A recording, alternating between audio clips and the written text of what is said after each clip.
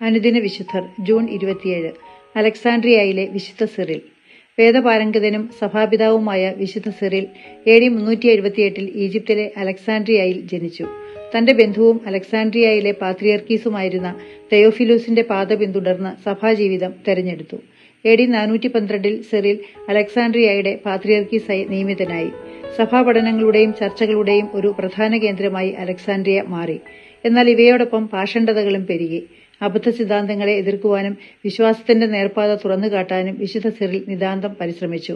നെസ്തോറിയനിസം പോലുള്ള വേദവിപരീതങ്ങളെ അദ്ദേഹം ശക്തമായി എതിർത്തു. AD 431 എഫേസൂസ് സുനഗദോസിൽ സിറിൽ ഒരു പ്രധാന പങ്കുവഹിച്ചു. ഈ സുനഗദോസ് നെസ്തോറിയന്റെ പഠിപ്പിക്കലുകളെ തള്ളിക്കളയുകയും പരിശുദ്ധ കന്യകയുടെ ദൈവമാതൃത്വം ഔദ്യോഗികമായി അംഗീകരിക്കുകയും ചെയ്തു.